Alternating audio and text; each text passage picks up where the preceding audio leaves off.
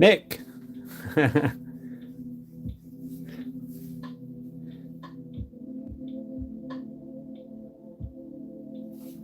Okay, you guys, so let's kind of set everything up.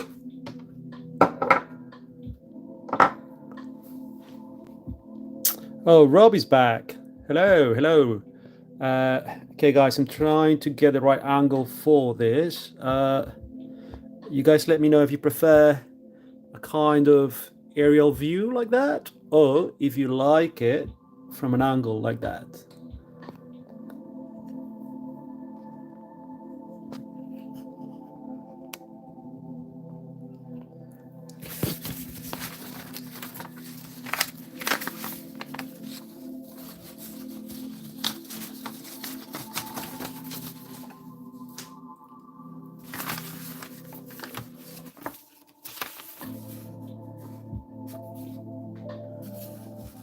That's from a postcard I did for Patreon, which I was very happy with. A postcard for Featherhill in Birdking. All right, Nick says whatever is comfortable for me. So, okay, so we'll leave it here for now. But if anyone else has any feedback, any input as to where to place a camera, I'll be here listening to you.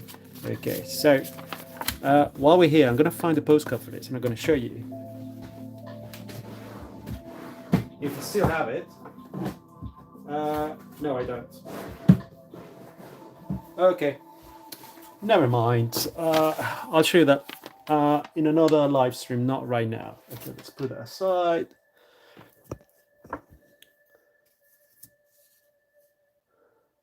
All right, Rob is okay with the angle too. Okay, so I'll probably just kind of flicker in between the two and we'll take it from there. You can see here, I've printed the roughs that I've done on Procreate. These are about size A3-ish, and they're joined together with masking tape since I'm printing those with an A4 printer. So, you know, it's just a bit of an extra step, but here we go. I haven't inked one of these with you guys, and this is basically a chapter page. For those who have read the books, you know that every few chapters, well, not in every chapter, you have one of these illustrations with a little blurb at the bottom. So you can see some of the pages I've put together in roughs, and that I'll need to ink eventually. So we have to get cracking with one of these. I'm not sure which one to go for. This one seems very full of panels. I wonder if it'll be nice to kind of kick off with one of these chapter illustrations, since I've never done it before. I know the title of the live stream is Ink in a Comic Page, but we could kick off with this, and if we finish it in time, then we'll move on into a comic page. Okay. So let's kind of move these guys out of the way. Okay.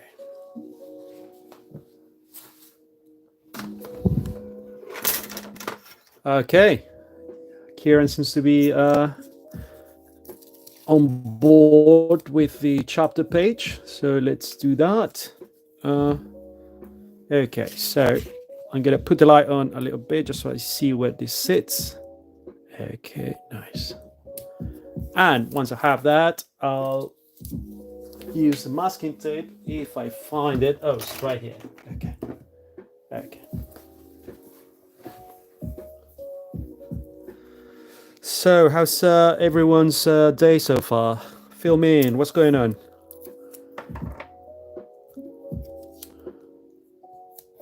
I'm gonna tape it here. Tape it on the side.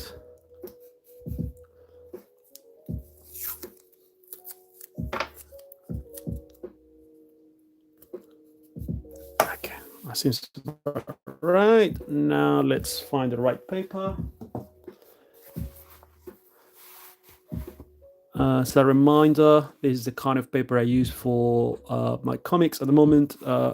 It changes in between volumes and stuff, but this is what I'm with right now. 140 GSM, so I can see through the light, and is multimedia cartridge paper to give that little bit of texture. Nick, it's raining. Sorry to hear that. Here in London, it rained for a bit in the afternoon, but it kind of went away, for which I'm very grateful for. And we've actually been quite lucky. We've been getting a lot of sunshine in the last few days. Just the last couple of days it's gone down a little bit, but you know, we are always grateful for any bit of sunshine we get here. We don't take it for granted. Okay. So now let's try and adjust this paper.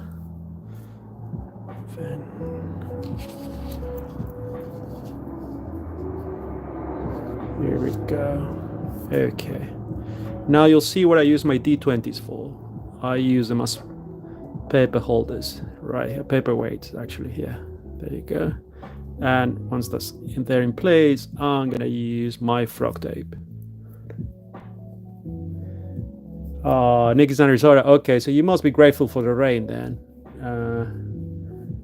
Whereabouts in Arizona are you from? If you don't mind me asking, obviously feel free to not say.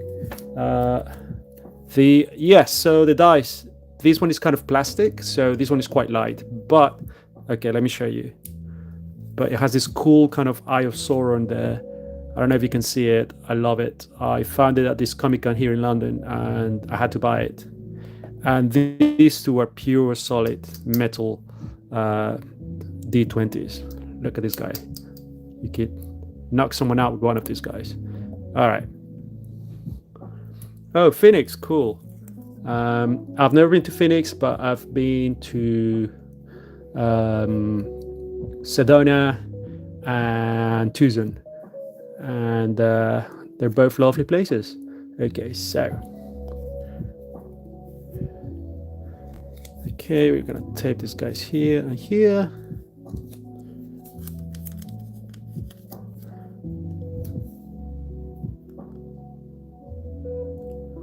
Yeah, Kieran, the eye actually moves and it's really cool.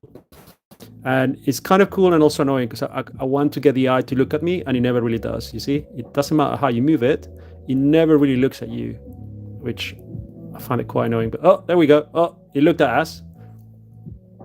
Whoa. Oh, yeah. Oh, got it. Ooh, yeah. There you go, Fredo. All right. Anyway. Let's go back to this. Okay. Right. So let's bring in my fancy pens. Where are they?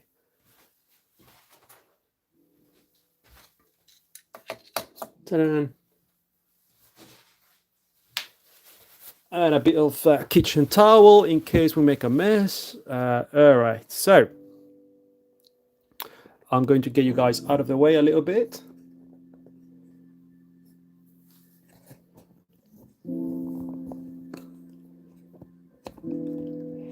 Just so I can draw comfortably. Here we go. And I've got my phone plug, so I wanted to run out of battery, but we'll keep an eye on the battery here. Also, just so you know, I have to take a pill at 6 p.m, so that's within kind of 40 something minutes. Well, no, actually less than that, like 20 minutes. So you'll hear an alarm, and then I'll have to stop and take a pill. That's all it is, really. Okay, so let's get cracking with this. Do I need? Yeah, I think I need a thick kind of stroke line here. Oop, we never start with the actual paper we're working on. It's always good to start somewhere else in case the pen is kind of spilling ink or something goes wrong and you don't want to ruin the page you're working on. So let's see. Let's just make sure that everything is okay and everything is in place. Yeah, seems about right. Okay. Oh, by the way, look at this. I made that sticker today, and that's for all patrons from salmon level upwards. So there'll be Salmon Souls, Magic the Gathering goals, and Necromancers Wraiths. And I'm very, very happy about it, as I just literally scanned it from my sketchbook and made it into this sticker. Anyway, okay, enough of that. Back to this. Apologies, I'm gonna take some water.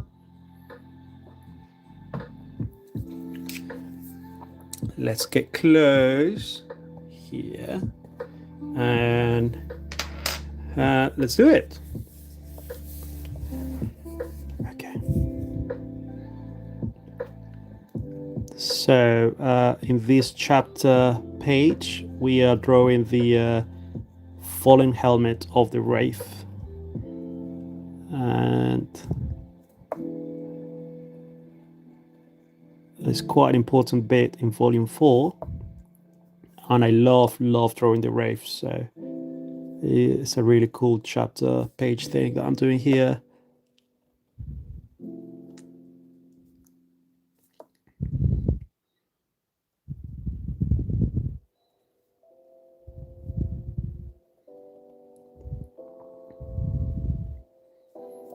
And the helmet is supposed to look a bit destroyed and a bit battered, so we're gonna add a little bit of damage to it.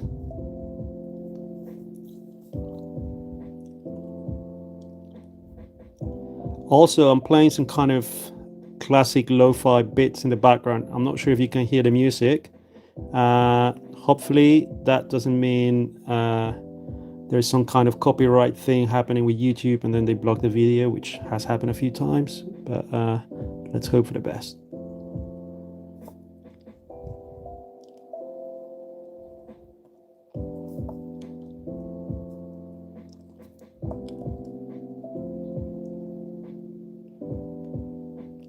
Nice and chill indeed, yeah. I mean, I wish I could actually play music that I really like. I mean, obviously I enjoy this kind of music, but like actual bands or stuff that I could actually play in the background without getting the video blocked for copyright. Some Nujabes will be kind of in the same vibe, and it'll be really cool. Okay, so let's go for this tiny eye here.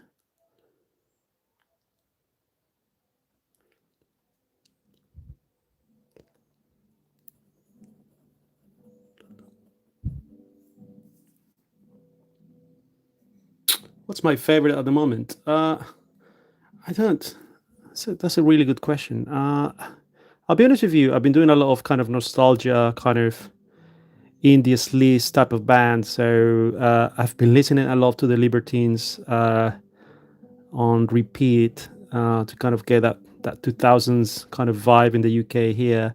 I went to a music festival in France last year to sign some books there. Apparently in France, comics and rock concerts, they kind of go together hand in hand, which I found to be quite cool. And so I was part of this big festival in northern France, and I was behind stage with all the artists, and the Libertines were playing, so that was really cool. Also Korn was playing, and they were all just there with me behind stage, and I thought that was super cool. I don't think I had ever thought that will happen to me as a comic artist. You know, you never think as a comic artist you will end up behind stage in a festival purely because you make books, because you make comic books. So I was quite excited about that. But anyway, because of that, I kind of got back into the 2000s kind of shitty, kind of sleaze indie stuff, and I've been listening to the Libertines again. Oh, Josh Reed, welcome. Okay, this must be a silly question, but would you consider doing digital inks at any point? I could. I certainly could, not for Birdking, since I'm trying to do all of the comic traditionally, but I'm doing Angel Magic the Gathering token card for Patreon, and I most likely will be doing that digitally. So I'll take you up on that, and I'll be doing a digital inking of that soon. So if you want to see that, subscribe on here, or you can see it through Patreon, and then we can certainly do that. Okay. Oh, thanks, Rob. So we have 2 Robs in the chat. Okay. Oh, new reader as well. Okay, well, glad to hear it. And I hope you are enjoying Birdking. Okay, let me get this down. And yeah, France was amazing, and that music festival was amazing too. And it was very surreal. And we had this kind of tent where you could go and get all kinds of food, because they were preparing food every day for the bands, and they had this little lounge thing. And I was just there eating my lunch, and I just saw I think it was the bass player for Korn. He was just getting salad right next to me, so it was all very surreal. When I was a teenager, I was a hardcore fan of Korn, and well, the band, not the food. And yeah, it was just all very surreal, and I really enjoyed myself. Okay, let's see how this is looking. There we go. That's looking all right. Okay.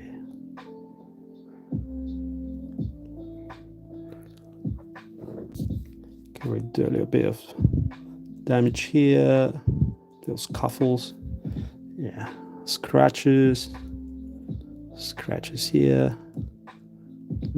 Little dents here and there.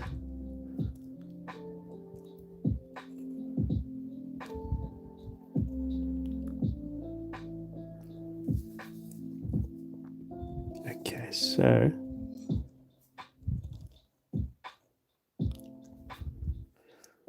let's fill this in. I think we can do it with this pen. We don't need to get a big brush for it.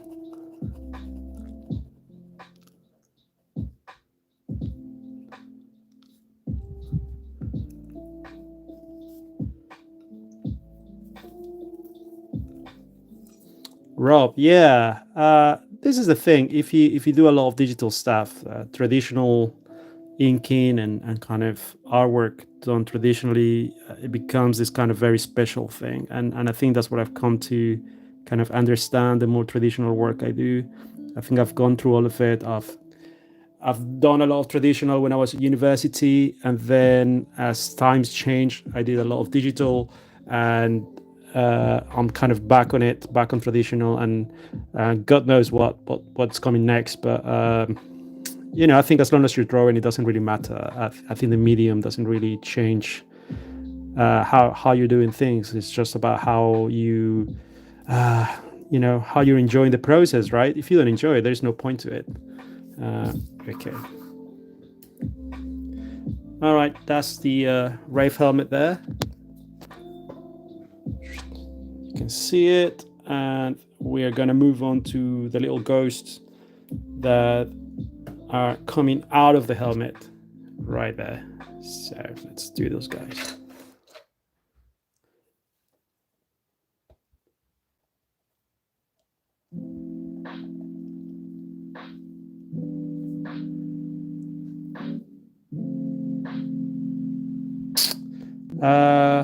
Just read, yeah, do it. Get the pens out, get the paper out, and just do it. It is an absolute joy.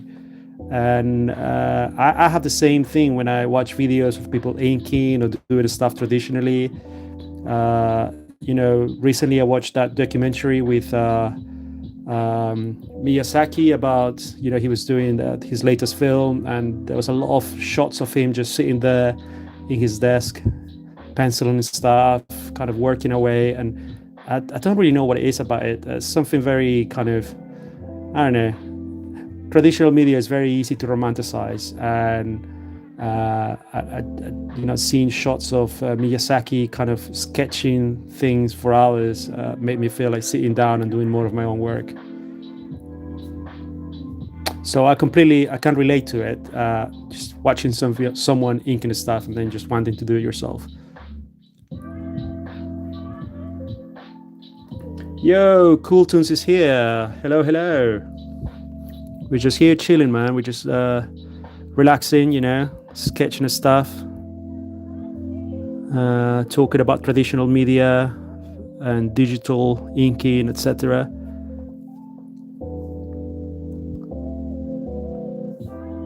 Okay.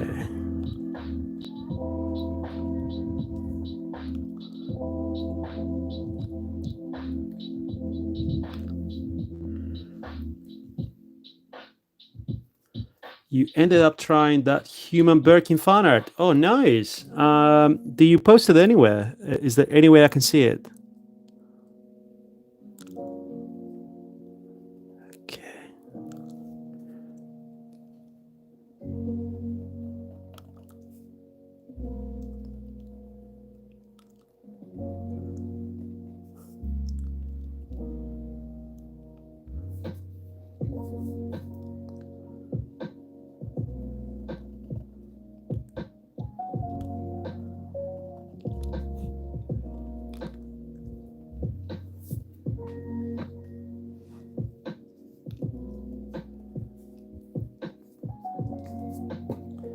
Okay, whoops, sorry about that.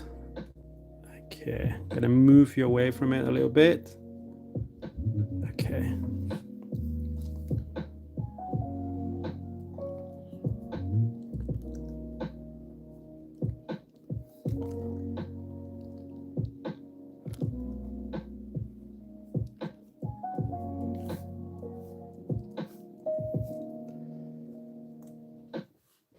Oh, Kieran read Tekken Kinkreed. That's amazing.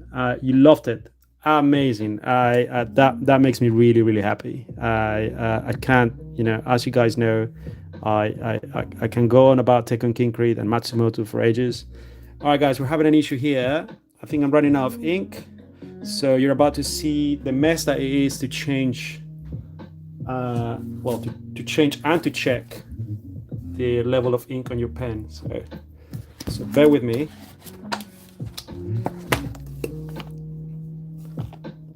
All right. Oh my God. All right. You guys stay here for now.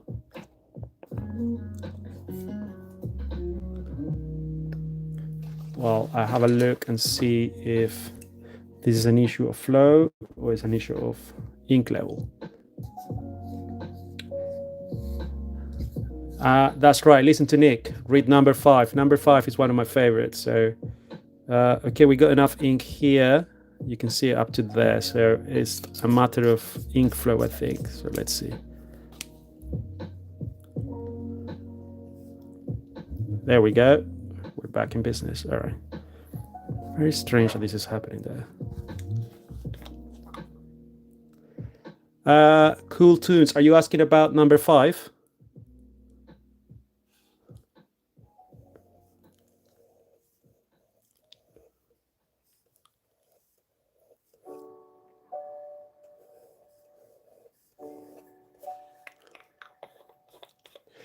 Well, number 5 is basically, I don't want to tell you too much about it, but there is this kind of world where everything is maintained. The peace of all these different kingdoms and kind of towns is maintained by these powerful beings that have been in charge for a while, and is basically 5 of them, if I remember well. And they're kind of superheroes, but in a very Matsumoto way, where they're not really. Guys, I don't really know what's going on with this. Oh, are we back? Are we back? Ooh. That seems to be it. Okay.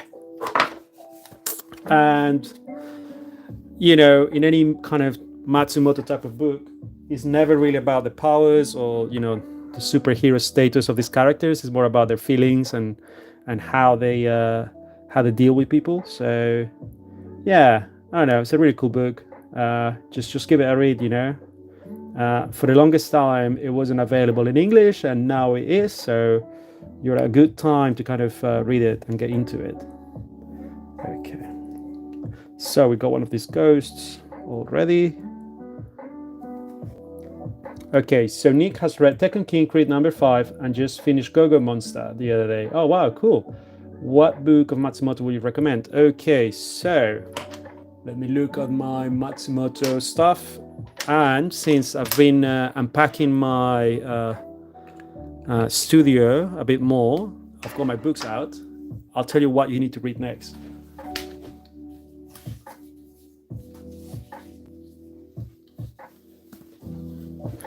These guys, Ping Pong.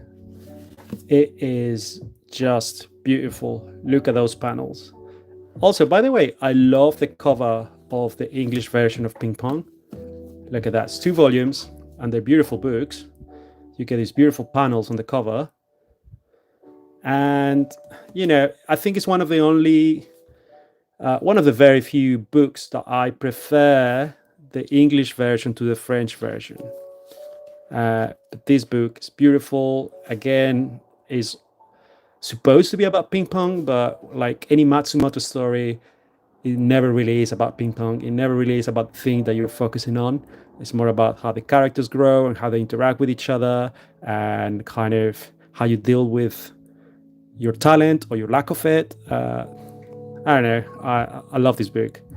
And there is a very well-made animation of this that came out a few years ago. So here you go. That's my recommendation for today.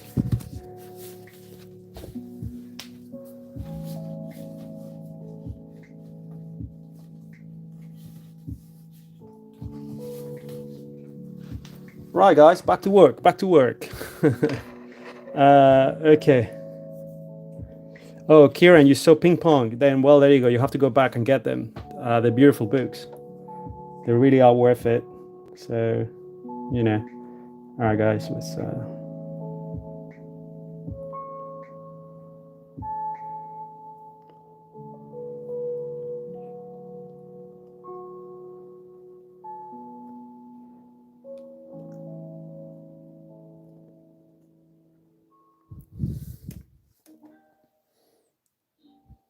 Nice. Also, I think tomorrow I'm going to be participating in a kind of podcast where we're going to talk about Matsumoto for like an hour. So once I have the link to it and it's all done, I'll send it to you guys so you can hear me kind of, ramble on about Matsumoto, which is kind of what I do all the time anyway. All right.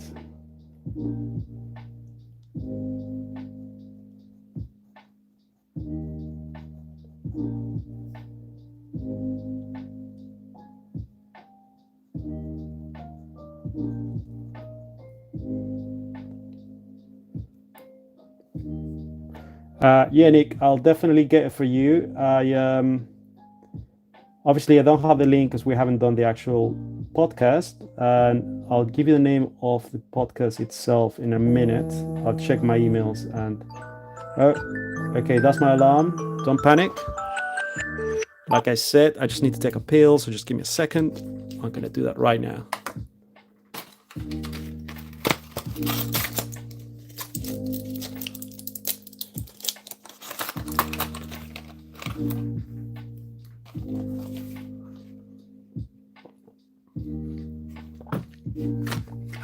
Okay, all done. Yeah, the link to the podcast. I'll definitely get that email. Well, not that. Yep, I'll read the email. I'll get the link, and I'll post it on Patreon for all of you to listen to once it's out. Okay, all right. Let's get back into it.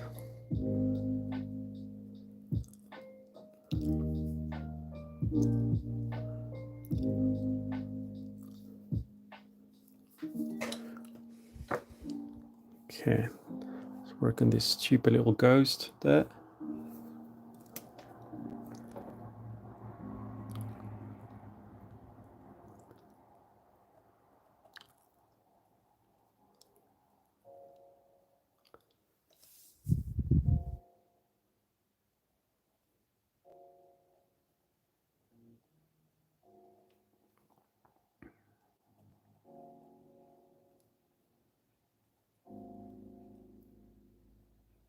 Got it right there. Okay.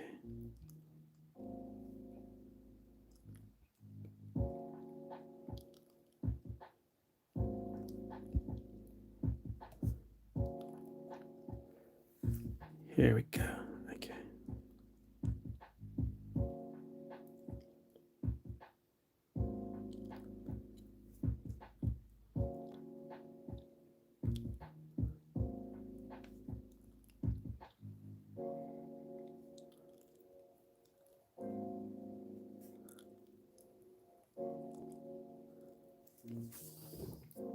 Nice. So I need to continue this kind of little tail all the way here.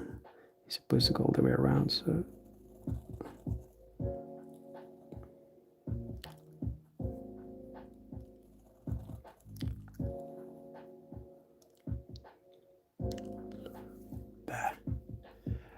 okay. Let's see. Crazy to think how far a book can go.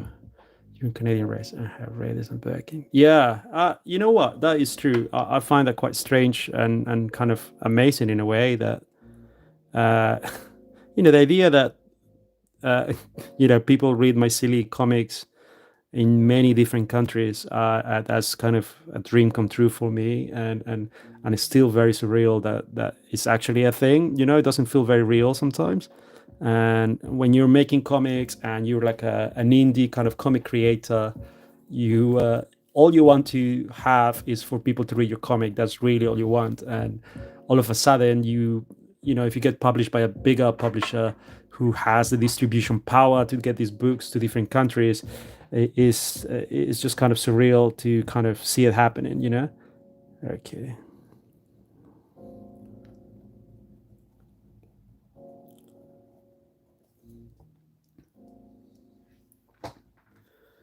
Oh, we got some Raiders fans here. Glad to hear it. I have a soft spot for Raiders.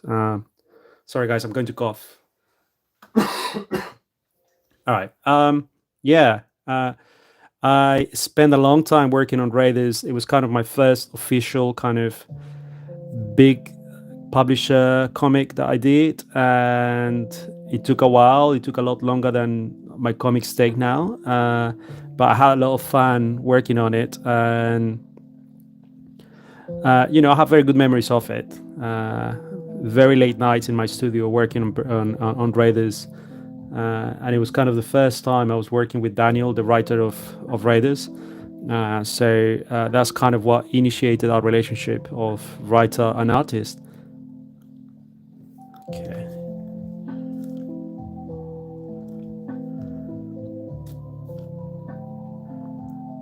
Oh, thanks, Nick. I really appreciate it, man. Like, it's difficult to find that balance between appreciating small successes that you get in your work while remaining hungry and kind of remaining thankful and never take it for granted. You know. Okay, cool tunes. What was the pressure like making my first book? What was it like? It wasn't as much as you think it will be, purely because Raiders got rejected a bunch of times by different editors and different comic companies in the US. So for the longest time, I worked on Raiders thinking that it wasn't going to get published, which kind of took a lot of that pressure. It wasn't like, oh, this book is finally going to get published, make sure it looks good or anything like that. It was more along the lines of try and finish this book so we can get it published one day by someone. And so there was no real pressure in that sense. I was just hoping that it will get picked up by a comics publisher at some point. And, out of the blue came out Dark Horse and they published it for us. And that kind of changed things for us, really.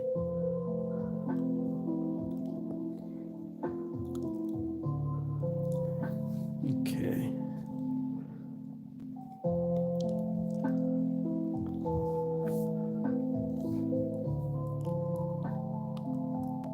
Where? Okay, we got ink here. Yeah.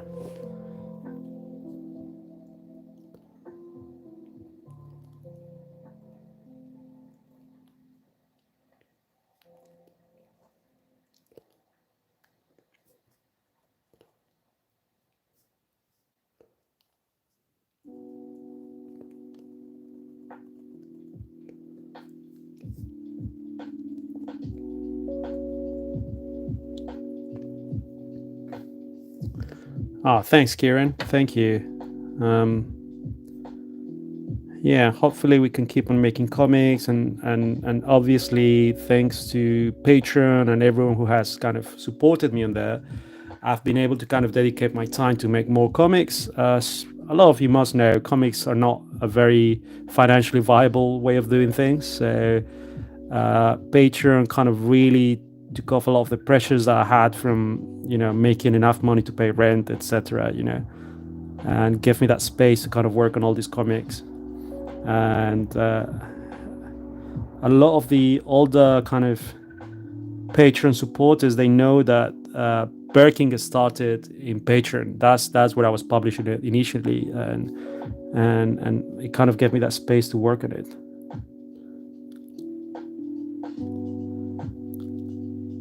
Okay, this is how we're looking. Let's carry on.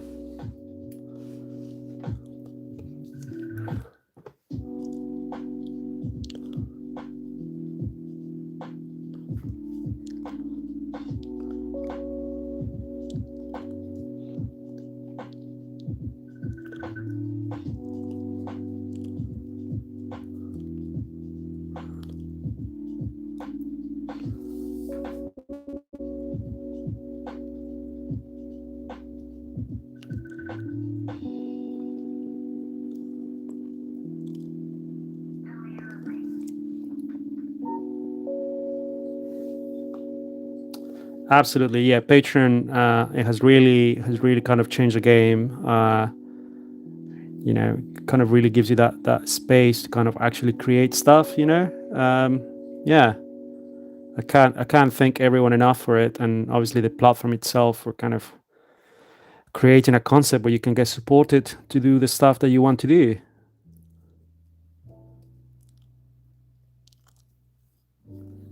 Okay.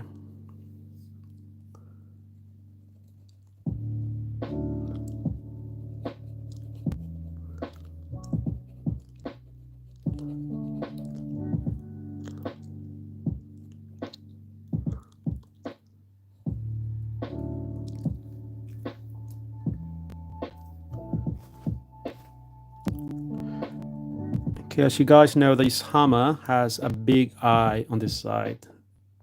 Well, not encrusted, but it's kind of engraved on the side of the hammer. So I need to get the angle right. Okay.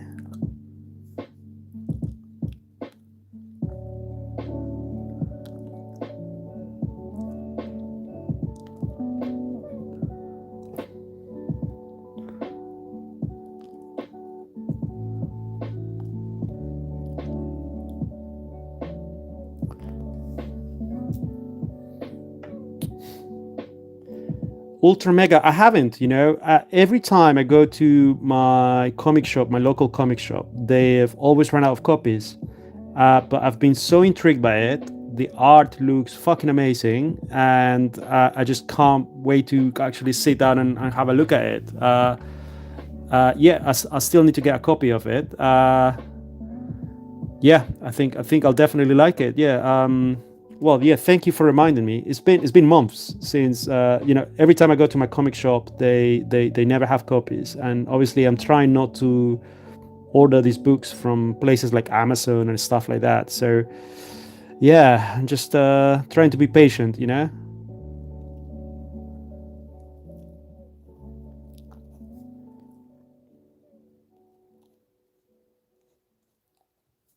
Okay, I got this here.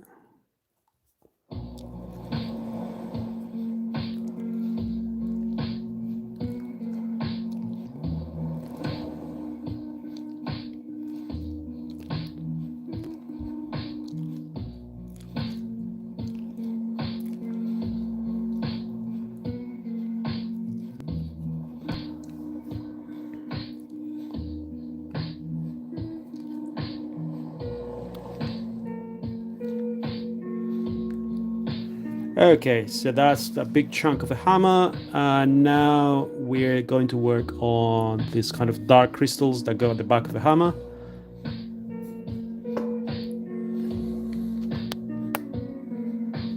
Let me see if I can help you see it a bit better. There we go.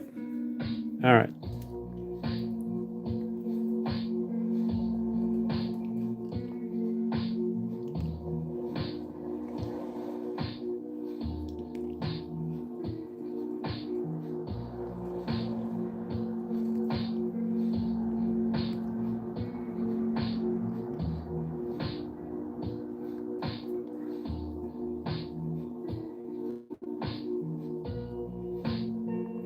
Oh, I tell you another book that I haven't bought, and I went to a friend's house for a housewarming thing we did a few weeks ago, and well, everyone was drinking in the kitchen, kind of chatting about stuff. Uh, ooh, okay, change of music.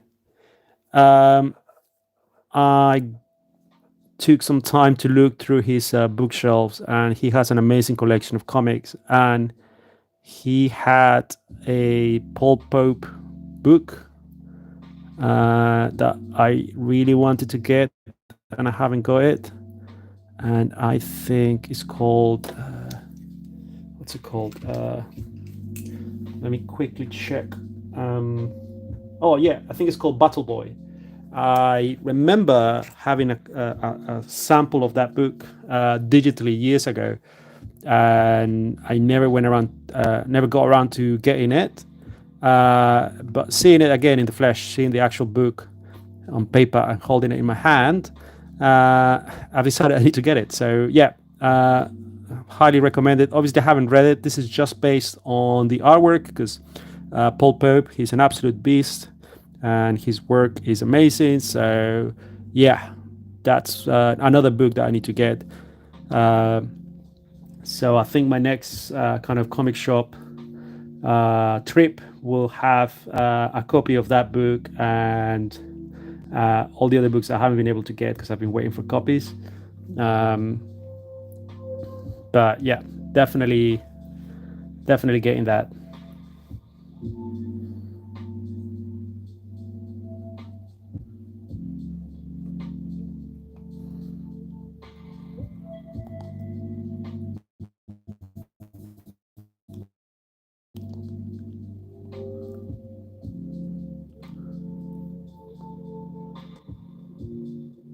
Alex Toth. No, I don't really know Alex Toth's work. Can you tell me his kind of most mainstream comic? Maybe I've heard of the comic itself and not the artist.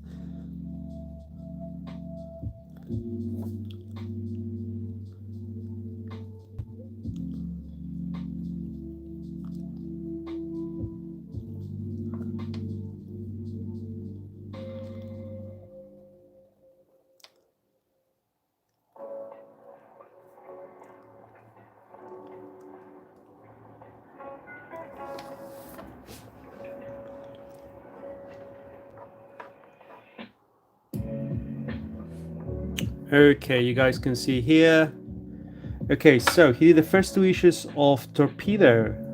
Alex Toth. I'm very intrigued by this. Okay, I'm going to look this up as soon as I finish the live stream. I'm very intrigued by it.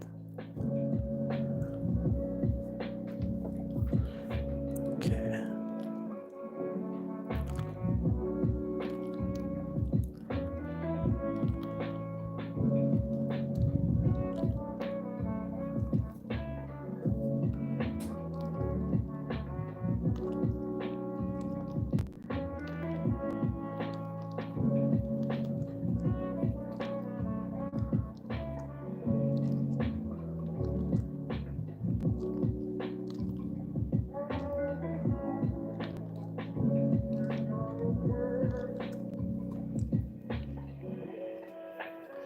Okay. Yeah, no worries. I just wish I had like a way of looking at it right away. But I'll tell you what, you've been so nice and so respectful. I'm gonna have a look at it right now. Okay, let me have a look at the name. Alex Toth. All right. Let me get on my browser and I'm going to have a look. Okay. Alex Toth. Torpedo. Let's see what comes up. Just so you know, guys, here's what I'm looking at. I'm looking at Alex Toth. Oh, I see. A lot of black and white. Oh, this is really cool stuff. Okay.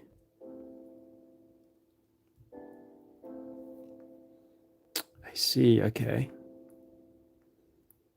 Really cool stuff. Okay. Yeah. I like this. Okay. Torpedo. Cool. Nice. All right. All right. Thanks for that. I'll definitely be looking more into his work. Oh, just Alex stuff, hey? All right. I'll have a good look later on, but that definitely looks good. Okay. So let's finish up some of these bits here. Now, the actual lettering is not something I do by hand. I usually, well, I do it by hand, but I don't do it on paper. But let's give that a shot today, shall we? Okay. Do it a little bit lower. I'll tell you what, I'm gonna move the page, and we're just gonna use actual pencils. So I'm gonna do a bit lower. Okay. Now, where's my pencil? God damn it. Here we are. All right, back into it.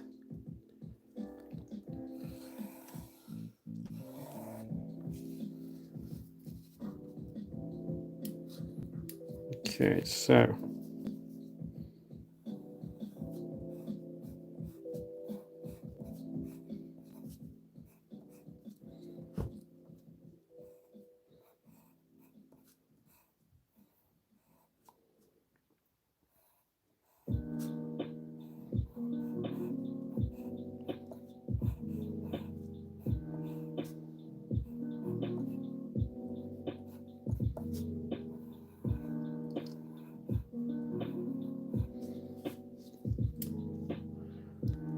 we'll see how that looks. Okay.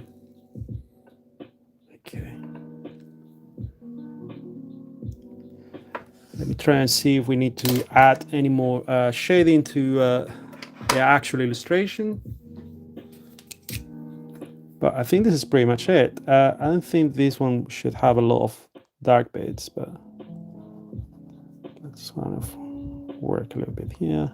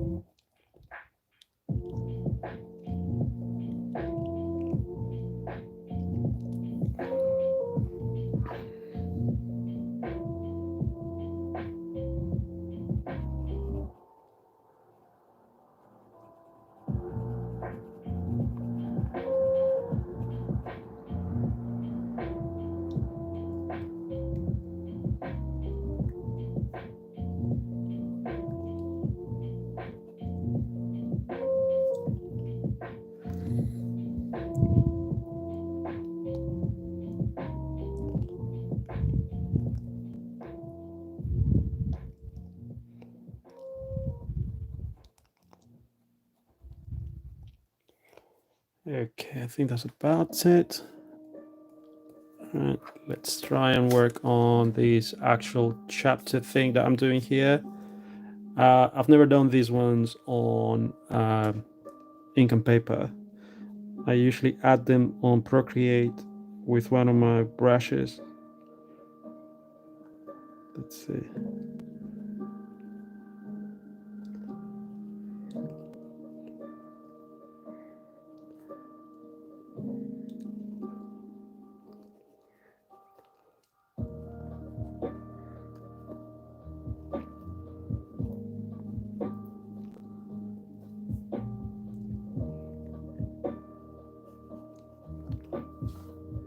Move you guys here so you can actually see it.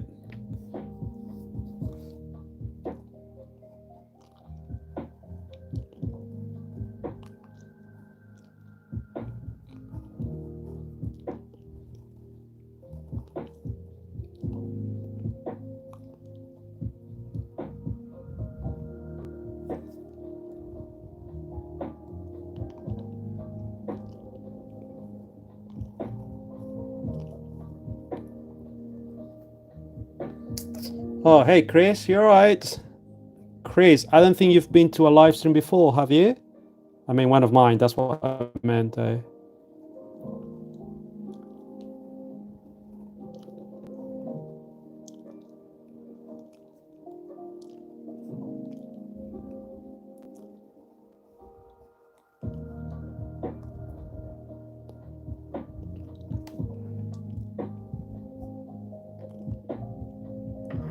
Nice. All right. Well, there you go. So this is your chance. You're here. We're all here. Everyone here is really friendly. We're just chatting about books that we like and artists that we're kind of recommending to each other. And yes, just join us. Make yourself comfortable. And if you have any questions, just kind of fire away. I'll be here just inking these tiny little letters that I'm doing right now.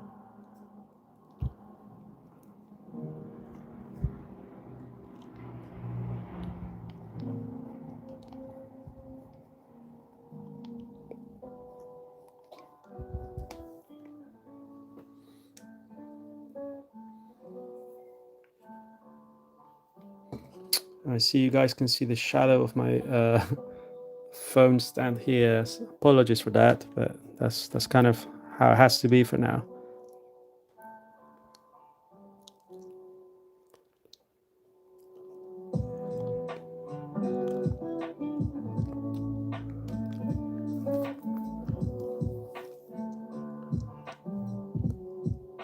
Nice. All right. So everyone's here, and we're all having a jolly good time.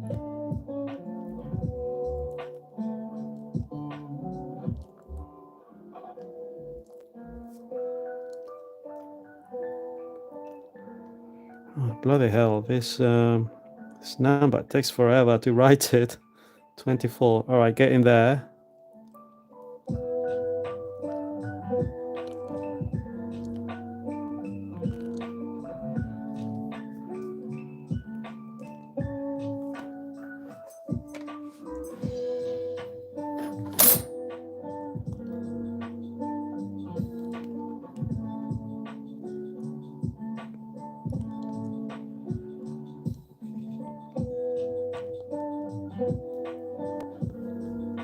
Chris, yeah. So, any current comics that I'm reading? Let me think. We were just talking about comics that I need to get.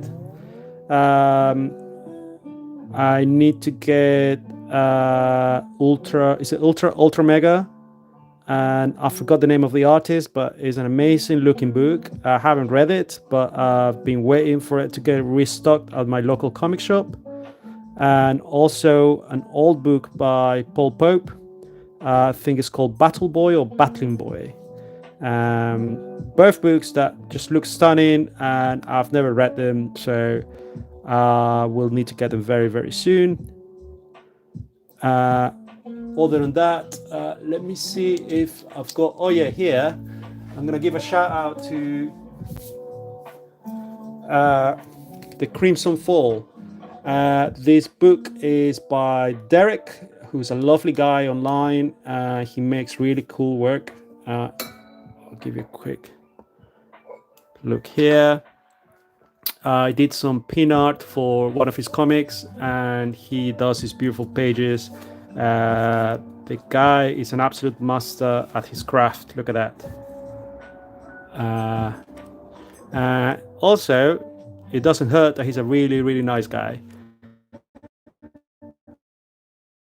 So, support nice people and support talented people like himself. So, yeah, that's what I'll be recommending right now. He sent me this after I did this pinup for his book, which should be somewhere here. Yep, that's my pinup right there. I did that for him, and I had a lot of fun doing it. There you go. Okay.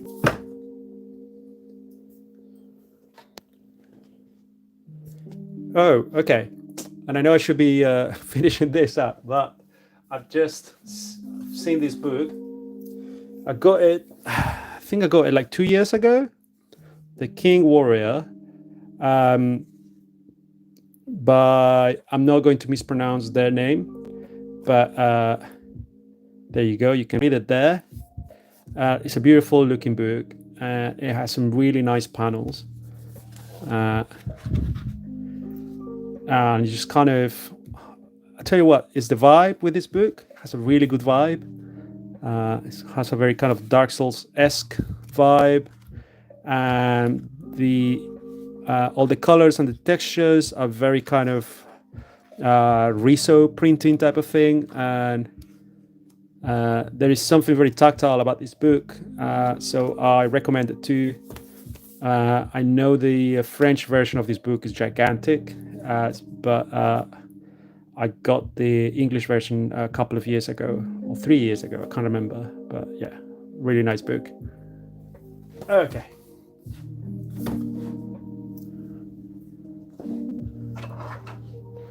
Right. We're just one letter away from finishing this. And then we'll move on to actual comic pages. And we'll at least get everything settled.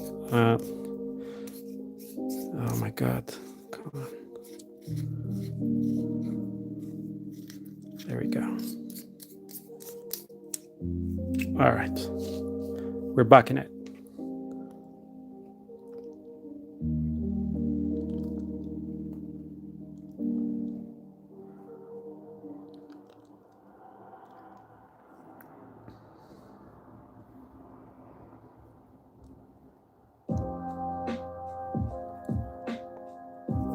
Okay, so I'm going to wait for that to dry so I can actually rub off the pencil that I used on here. You can see it there. But we don't have to wait for that right now. We'll just kind of take it off and we'll put on the next page that we're going to work on and kind of set it all up and see how far we get on with it. So remove the frog tape from the actual page. And obviously, after the live stream, I have to take all of these pages and scan them. Oh, come on, frog tape here. Okay. There you go. That's kind of what we worked on today. Give you a good show of it.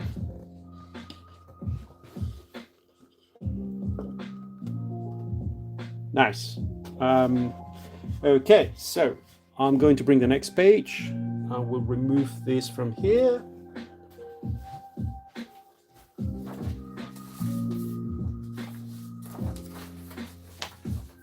Okay, pages here, got all the roughs. We'll see what rough we work on. This rough seems like a good one to work on. A lot of landscapes and stuff and tiny characters there. So let's have a look.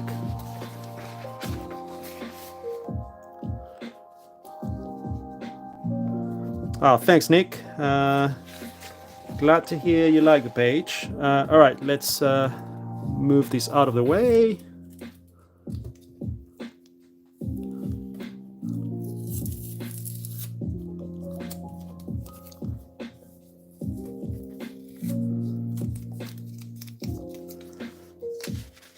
Okay, so now that I need this, I can use it as scrap paper. Okay, we'll bring this in page 31. Here we go. I'm gonna light it up so I know where everything goes.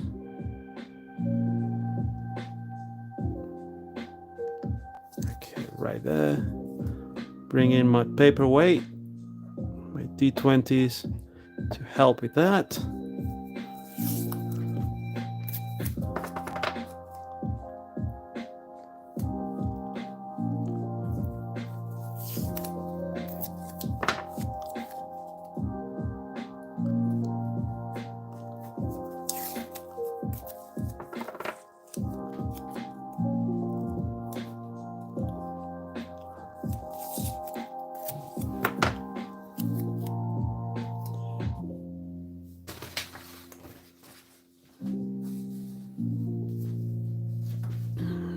Okay.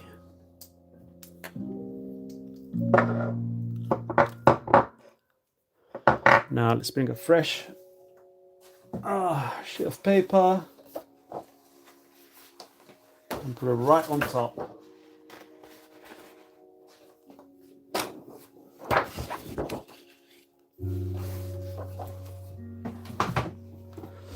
Now let me kind of fix this in here.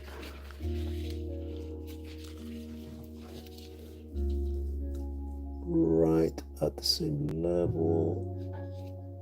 There we go.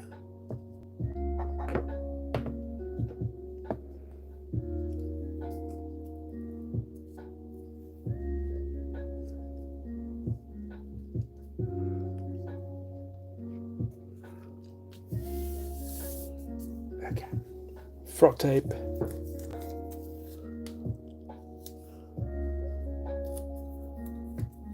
Frog tape here and frog tape here.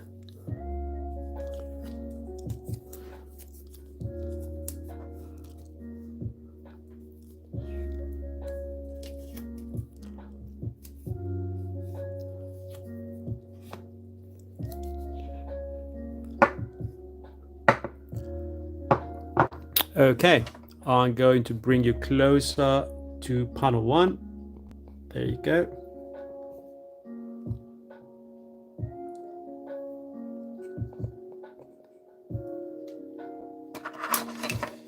And let's get cracking with it. Okay, here we go.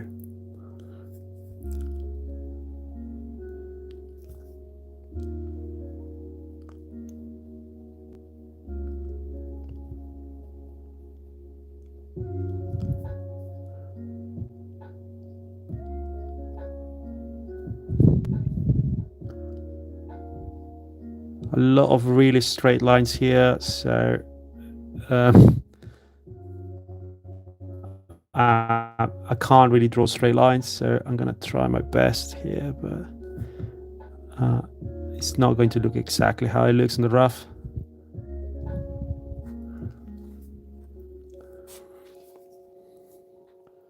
In theory, I should be using a ruler here, but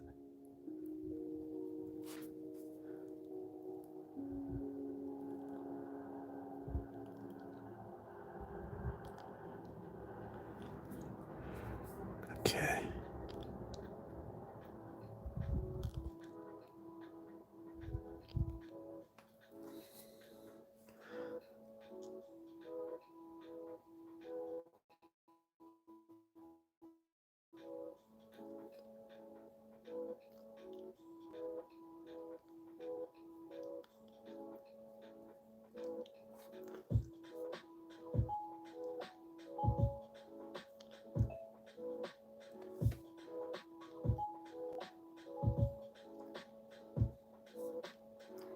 X's, just so you know that this needs to be filling with black.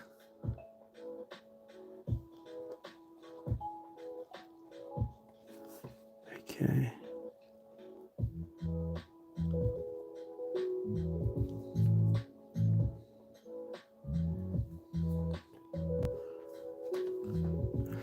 Kieran, that's a good question. I'm making 2 different dinners, one for me and one for my partner. And the dinner that I'm making for myself is a very kind of high protein meal. Basically, I'm just making a bunch of eggs, like 5 eggs. I'm gonna make them scramble with some pita bread and some avocado. That's about it, really. And for my partner, I'll probably be making some kind of chicken with chili sauce and basmati rice and a bit of avocado. So that means I'll finish the live stream around 7 p.m. here, so I can start cooking.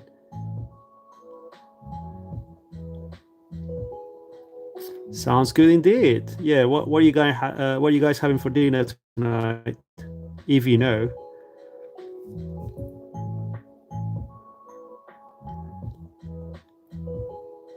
Okay.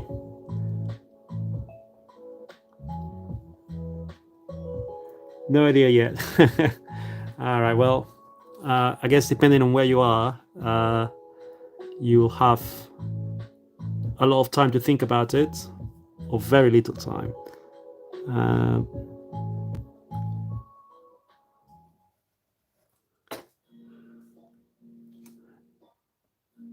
Probably should. Ooh, spaghetti. Okay, Jonas is going for a spaghetti. That sounds good.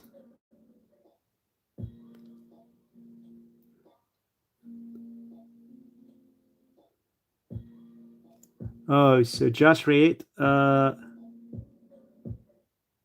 leftover homemade pizza. Ooh, homemade pizza. That sounds lovely. That sounds nice. What kind of toppings do you have in it?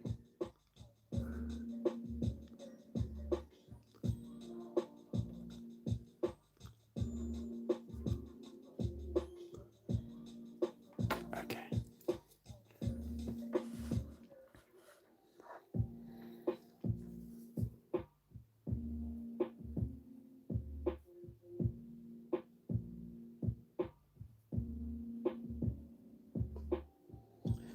Ooh, oh, that's a nice combo. Prosciutto, arugula, and mozzarella cheese. That's lovely. That is that is a pizza right there. You're making me very jealous, actually.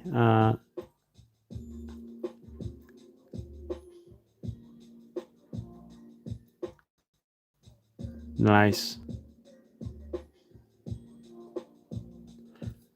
Ooh, okay. Black olives. I'll be honest with you. I prefer green olives. I think black olives they taste a little bit too strong for me, but I know people love them. And to be fair, they do taste nice in pizza. So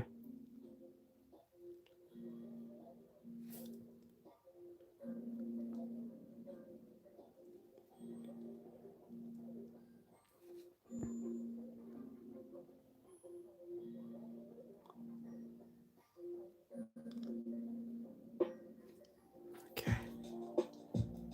Yeah, that is definitely top tier pizza.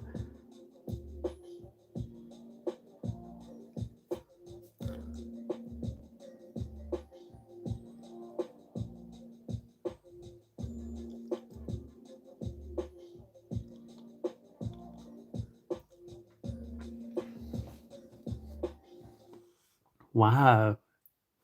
Okay. So we got like a real pizza expert here, making dough from scratch. That sounds like a lot of work. You are what they call in Italy a pizzaiolo. Okay.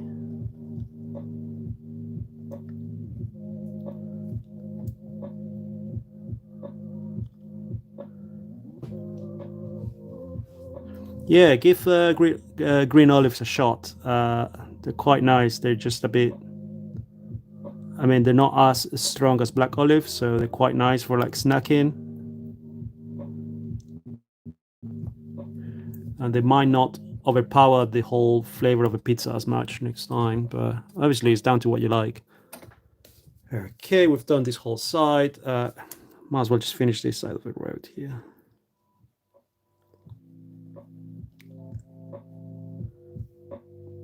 Ooh, mix them up.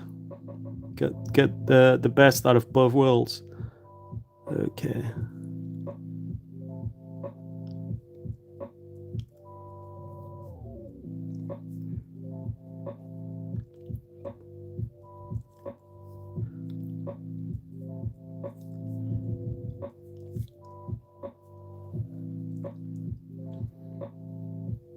All right, we've got a question by Nick, and Cool Tunes is back.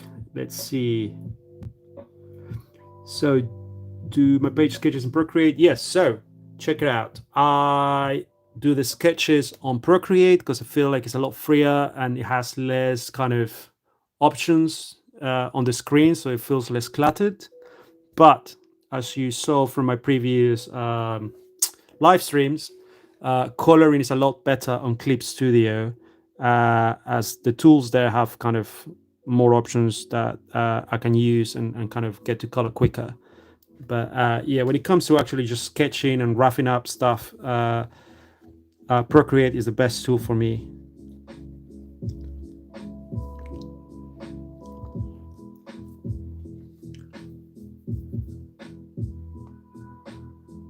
Okay, Cool Tunes is drawing clouds as well. Sorry, Nick. Ultimately, we're here to talk about comics and kind of check on my inking. So you actually brought the conversation back into topic. I do love talking about food, and it's a good vibe for sure. But thanks for bringing us all back into business.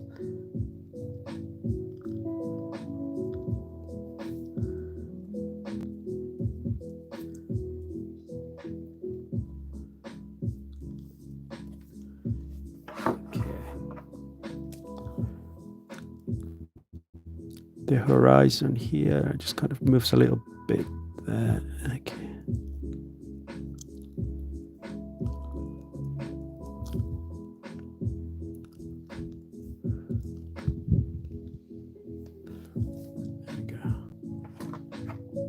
Jonas, all right, what he says, the most satisfying part of comic making for you. Jonas, that is a really good question. And I think it all depends on the comics creator and who's behind it. For me, inking is one of the most kind of relaxing bits of comics. You get to kind of polish the stuff that you've done, and you get to see what things look like after a lot of planning. So I really enjoy that part. But there is a certain joy to doing thumbnails, and for me that is quite surprising because for the longest time I didn't do thumbnails, and it felt quite odd. I will with my first comics, I would just jump into panels, and I didn't see the need to use thumbnails. And obviously, as I had to make bigger comics with more ambitious storylines, it became quite essential to use them. And now there is a kind of just nature to it to kind of make pages in these tiny little squares with very quick doodles, and there is something beautiful about it. So thumbnails and inking are some of my favorite bits. Working on the roughs is a lot of work. You're trying to get the right poses, you're trying to get the right looks, and while it's not the final part of the process, it needs to look decent. So there's a lot of effort and pressure on getting the roughs done. Um, and coloring is kind of a love and hate relationship I have. Is I enjoy picking the right colors. I enjoy kind of getting the right feel for every page with the colors, but at some point it becomes quite mechanical, and the process of just kind of filling in stuff with a bucket on Clip Studio can get a bit repetitive, and I don't find it as creative as other kind of parts of the process. Okay.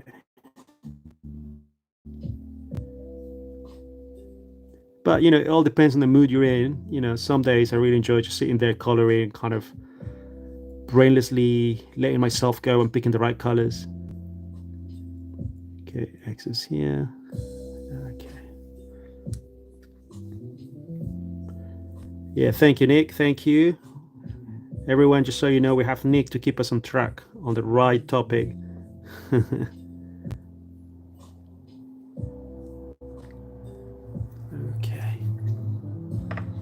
Okay, so this is going black, so XXX. Move you back a little bit. We're working on this area now.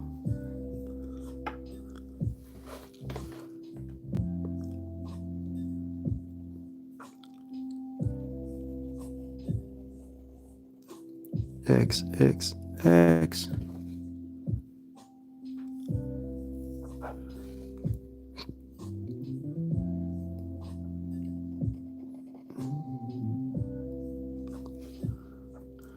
That's right. We got Nick, the supervisor. It's our line manager.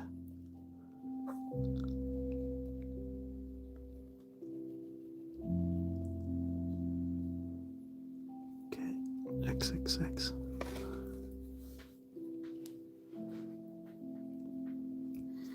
Cool Tunes is asking, do you get your artist name from Conan? No, a lot of people think I get my name from Conan, which is just a funny coincidence. I generally like Conan and I love Conan stuff, and I guess it's very easy to think that looking at my work and the kind of same kind of vibes. But no, it has actually nothing to do with Conan. Many years ago, my uncle, who was a painter back then, told me that I needed to get a kind of an artist name. Bear in mind, this is when I was like 7 or 8, because I told him that I wanted to be an artist, and he asked for my artist name, and I couldn't come up with one. So he said, in the meantime, while you come up with one, just use the initials of all your names together, and that's what Chrome is. And that's I've had that artist name since I was 8, and I guess I never changed it, and it kind of worked in the end.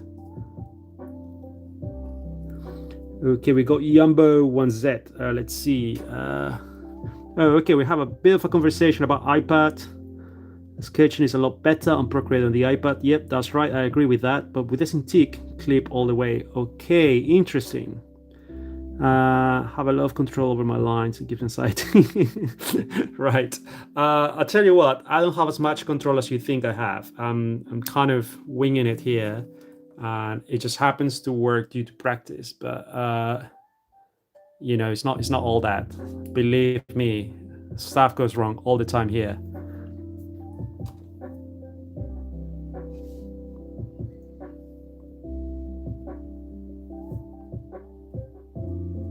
Okay, I think we got that panel, and I'm gonna move on to the big panel here.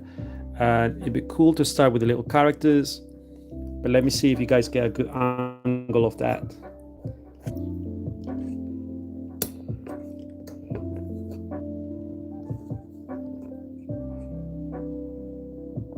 Okay. Now, my phone doesn't have a really good focus sometimes, so let me know if everything goes blurry. But I'm gonna work on these tiny guys here, but I need a different pen. This one is too broad for that, so going for the sharper pen here.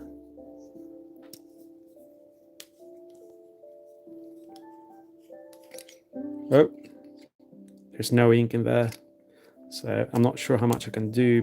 There might be a bit of ink in the tank. Let me see.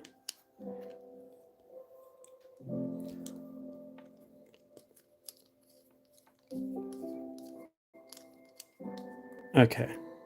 All right. Well, like I said before, never use a fountain pen straight onto the page you're working on.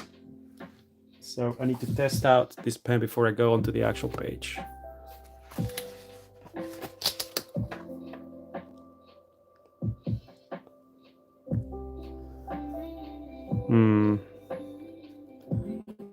I think there's a lot of ink left. Oh shit. All right, well, I think we're going to have to spend a lot of the last few minutes we have here just changing the ink for my Indigraph pen, as I think I don't have enough ink for it. I apologize for that. It's gonna be a bit messy, but at least you'll get to see the ugliness behind the process. Oh yeah, there's absolutely no ink here. Look at that.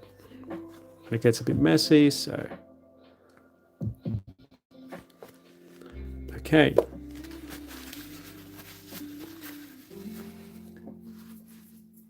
So I'll bring in this guy, and we're gonna load that with a lot of ink and see if it flows right away. This gets really tight. Okay.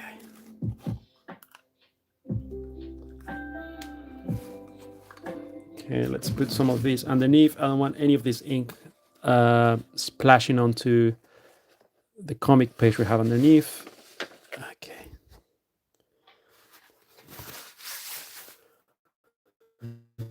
All right, here we go. Let me take this off. Let me make sure I know where have I got this. Okay. That's right. Indigraph is quite messy to kind of load it up, but I think it's worth it due to all the kind of inks that you can use with it, and they're high quality pens. So I don't regret it in any way. It is worth the little bit of mess when you load them every time. Okay, here we go. Okay, so if I twist that way, it will go up, sucking up all the ink. Let's try that. All right.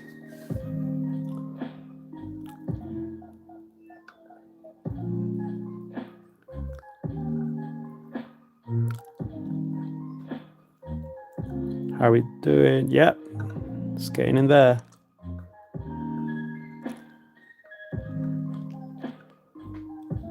All right, that's nice and full now. You can see it there. Now let's clean it a little bit. Put it back on. That's all in there.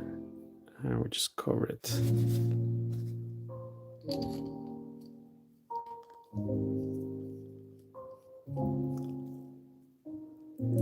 Here we go. Okay, now let me kind of close this before it spills onto the page.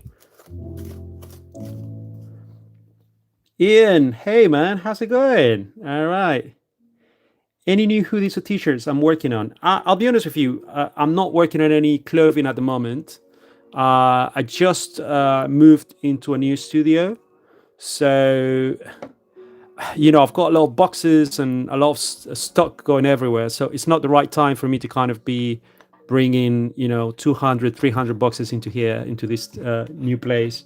But maybe within the next couple of months, I'll think of something new to bring, or even restocking some of the old cool stuff that people kind of been asking me about, like the OOF jackets. Those were a big hit, and I haven't brought them back in a while. Those OOF, windbreakers actually. So okay, let me see. Okay, we're back. So yeah, I might bring those back. If there is anything that you really want to get restock, let me know. Also, if you go to my site and it's not available, make sure you put your name onto the waiting list, because that helps me see what kind of stuff is popular. So next time I do a restock, I just look at that list, and whatever has the highest request, I just restock that as well. I have to be quite conservative with my orders, so I don't fill in my whole place with stock. Okay, I think we're back in the game, guys. Kieran, that was actually one of the easiest times I've had loading that pen with ink. Somehow it worked today, but it's not like that every time. Okay, so we're back in here.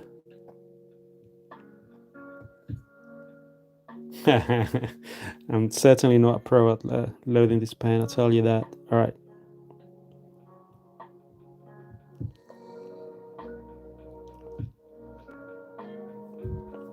Very small Birdking here.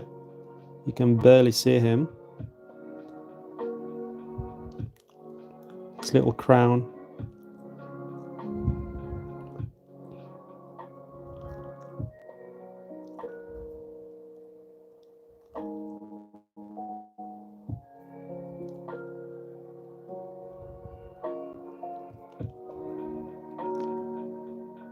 Yeah, there you go. So you love the windbreaker, and well, you have it, right? So yeah, I might try and bring those back. I'll see. A lot of stuff has gone up in price. Like the suppliers, they're charging a lot to make these things now. So I have to be quite careful with what I make. But I'll definitely be looking into new things.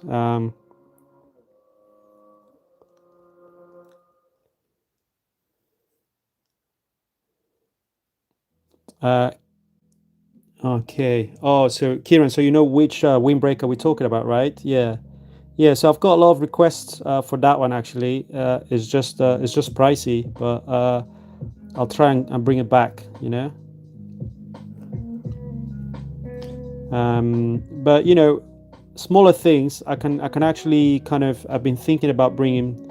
I used to do a lot of kind of patches that you can like sew onto your jackets or like kind of iron them. So I've been thinking a lot about making some of those again. I used to make a few of them.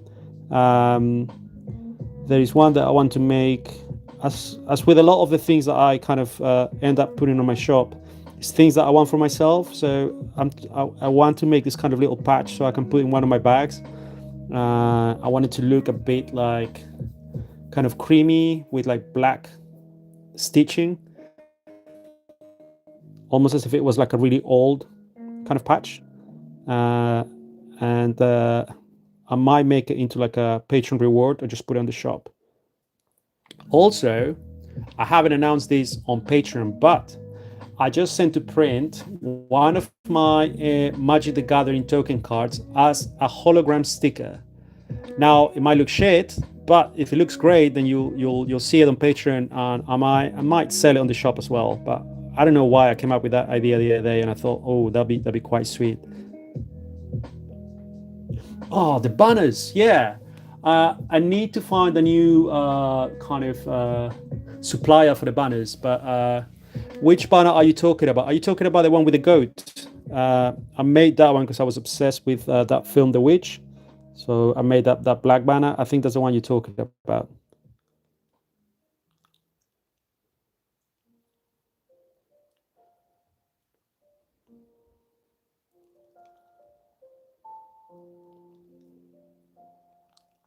Okay.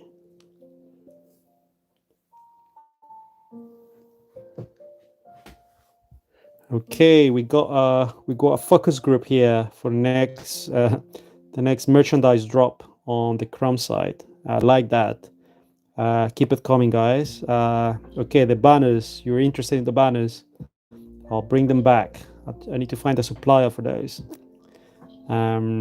Yeah. I don't think those banners lasted for very long on the side. I should have ordered a lot more.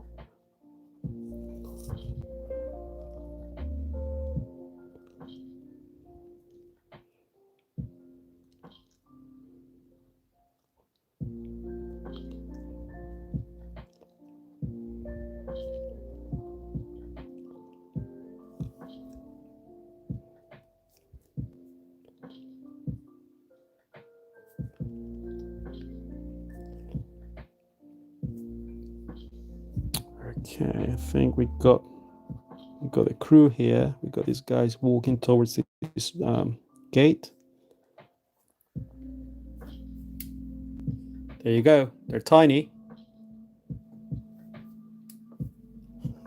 Okay, time to work on the gate, on the actual gate. Okay. But you guys, it's 7 o'clock here. The Tiny Crew. That sounds like a funny name. Yep, that is the Tiny Crew right there. The Tiny Crew. 7 o'clock. I think I have to go and make dinner. I'm sorry we spend a lot of the time just loading up my stupid Indigraph pen, but at least now you know part of the process.